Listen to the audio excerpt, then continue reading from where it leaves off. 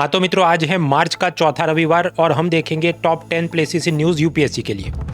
सबसे पहले इकोनॉमी के लिए बहुत महत्वपूर्ण वर्ल्ड ट्रेड ऑर्गेनाइजेशन उसकी 14वीं मिनिस्टेरियल कॉन्फ्रेंस हो रही है अफ्रीका के कैमरून देश के याओंडे शहर में। यहाँ पर आपको 3 फैक्ट्स याद रखने हैं। पहला, विषुववृत्त यानी इक्वेटर यहाँ से पास नहीं हो रहा है। दूसरा, ये लैंडलॉक कंट्री नहीं है, जमीन से चारों तरफ घिरा नहीं है, समंदर खुलता है। और तीसरा कि भारत का प्रतिनिधित्व कौन करेंगे, फाइनेंस मिनिस्टर नहीं, कॉमर्स मिनिस्टर, वाणिज्य मंत्री जाएंगे। दूसरी प्लेस थी पॉलिटी के लिए, ब्रिटेन का लंदन और उसका वेस्टमिंस्टर इलाका जहां पर उनकी संसद है। तो ब्रिटेन की संसद, उसमें राज्यसभा जिसे कहते हैं हाउस ऑफ लॉर्ड्स, वहां से नेपोटिज्म कोटा खत्म हो गया। यानी मान लो वहां पर बॉनी कपूर अगर सांसद था तो फिर उसके बेटे अर्जुन कपूर को वो गद्दी विरासत में जाती रहेगी। तो ऐसा हेरिडिटरी कोटा अब खत्म हो रहा है। तो सोचिए हमारा संविधान उनसे कितना बेहतर है कि ऐसा कोई नेपोटिज्म कोटा नहीं रखा। UPSC mains paper 2 polity comparing constitution में ये याद रखना है।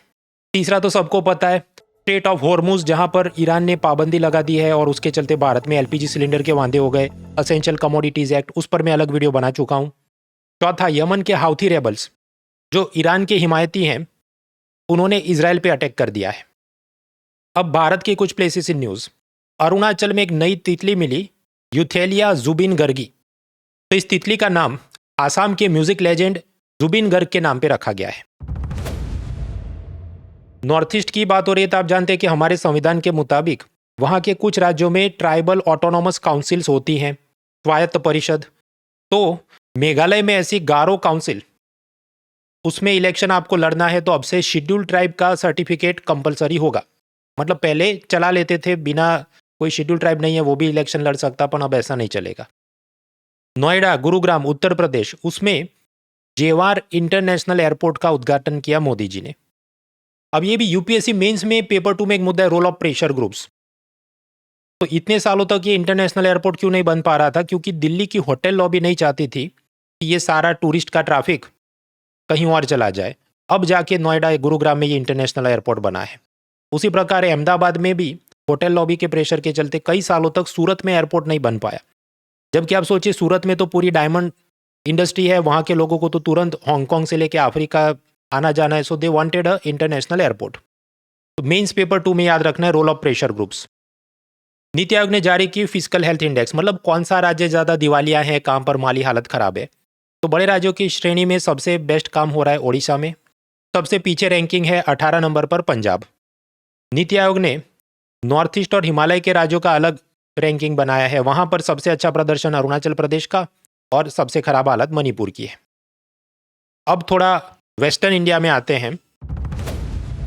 तो राजस्थान में बना अशांत विस्तार कानून यानी डिस्टर्ब्ड एरियाज एक्ट, जो गुजरात में पहले से था। कुल मिलाकर इसमें लिखा यह होता है कि हिंदू ने मुसलमान को या मुसलमान ने हिंदू को प्रॉपर्टी बेचने से पहले कलेक्टर यानी आईएएस की मंजूरी लेनी होगी अगर वो एरिया डिस्टर्ब्ड एरिया की श्रेणी में आता है।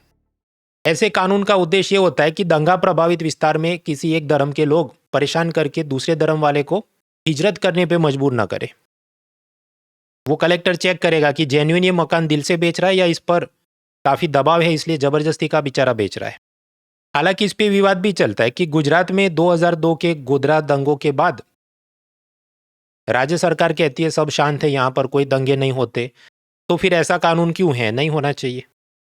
आगे, गुजरात में लागू हुआ यूनिफॉर्म सिविल कोड, यानी लिव इन से पहले रजिस्ट्रेशन कराना होगा, 2 शादियां नहीं कर सकते, पॉलीगेमी नॉट अलाउड, मोनोगेमी एक ही शादी आप कर सकते हैं। हालांकि 2 शादियों की प्रथा से शेड्यूल ट्राइब को अपवाद रखा गया है। जैसे यहाँ पर एक एमएलए हैं चैतर वसावा साहब, उनकी 2 पत्नियां हैं, तो वो अलाउड है क्योंकि हिंदू मैरिज एक्ट में शेड्यूल ट्राइब्स आर एग्जेम्प्ट। और गुजरात के कुछ आदिवासी समुदायों में पॉलीगेमी बहुपत्नीत्व प्रथा वो है।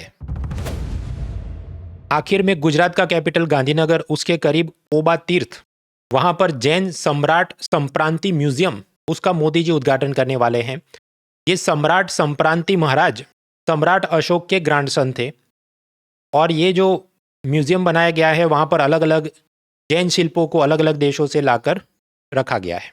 मित्रों, ये तो पिछले एक हफ्ते का प्लेसेस इन न्यूज़ का कंपाइलेशन हुआ। पिछले 2 सालों का मतलब PT 730 places in news compilation हमने तैयार किया है। फ्री में आप डाउनलोड कर सकते हैं। इस QR कोड को स्कैन करें या इस लिंक पर आप जाएं। अनलॉक कोड याद रहे mrunal.org। और अगले हफ्ते के ऐसे अपडेट्स के लिए चैनल को सब्सक्राइब जरूर करें। Let's crack it. An Academy. Let's crack it.